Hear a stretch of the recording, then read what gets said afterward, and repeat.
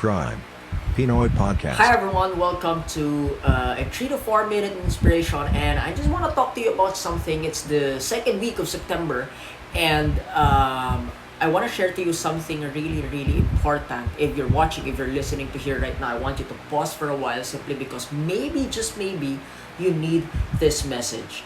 Because what I'm about to share is something so destructive. Yes, so destructive that this has killed many dreams. Yeah. This is so destructive. This has allowed people to be stuck. This has allowed people to have regrets. And this has allowed people to not live life the best way possible. And so if you're here watching right now, I want you to pause for a while simply because let's talk about this thing, okay? Pag-usapan natin itong isang bagay na to na kung saan it's gonna allow you to understand, maybe ikaw to. Maybe you feel stuck. Maybe you feel on a cage. Maybe you feel jailed.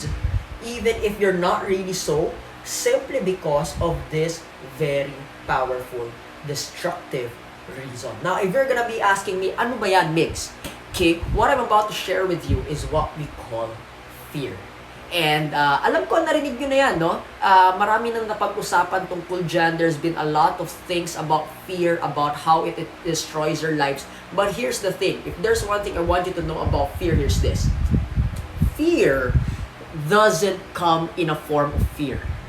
Sometimes, sometimes alam mo naman na natakot ka. Sometimes alam mo naman that you actually are feeling that fear, no? Pero, most of the time, it doesn't take that form of fear. Sometimes fear takes in a form of precaution. Sometimes I will experience fear in a form of excellence. Sometimes I will experience fear in a form of being safe. Sometimes I experience fear in a form of feeling of being cautious. And am I telling you all of these are wrong? No. Okay? Being excellent is very wonderful. Being cautious is equally important. Being protective is equally important. Being all of these things is actually really important. However, there is this borderline between being very excellent and already being fearful. There is that borderline between being cautious and protective and being fearful. And that's what I wanted to talk to you about. And so I'd like to ask you these things, no? Ask yourself these things. Number one, do you feel that sometimes you're disguising excellence as ayokong magkamali? I don't want to fail. I don't want to even take a risk, maybe because I will fail, maybe because I will make a mistake.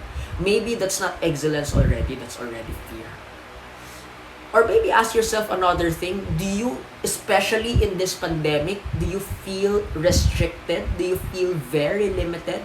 As if you cannot live your life the way you want it? As if you cannot live your life in full excitement, enthusiasm, passion, and enjoyment?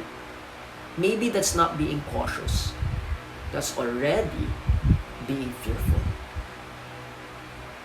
Maybe last but not the least, do you experience sometimes na meron kang gustong gawin pero before you can even think about winning, you have all of the reasons and you've thought of all of the ways na kung saan ikaw ay papalpak, kung saan ikaw ay magkakamali, kung saan ikaw ay magfe-fail? Maybe that's not being protective. That's not being safe. Maybe that's already being fear. Again, nothing wrong with being excellent because I want excellence as well. Nothing's wrong with being precautious or cautious or safe. All of these are important, but there's a borderline between being that and being fearful. And hopefully, I don't want you to fall into this trap. Because here's the thing. Narinig nyo na to. You only live once. I'm not saying abuse it. What I'm saying is, if you're gonna live once anyway, the question is, what are you doing today to achieve that freedom? What are you doing today to achieve that Because I tell you, my friend, that is equally important. If today is your last day, will you have freedom, fulfillment, or will you have a lot of regrets because you lived a life of fear than a life of freedom? Hopefully, you make the right choice as you watch and listen to this video. Let this video be an awareness, everyone, again. And this is Migs once again. And I tell you to always pursue that personal growth to become Prime Pinoy and inspire possibility.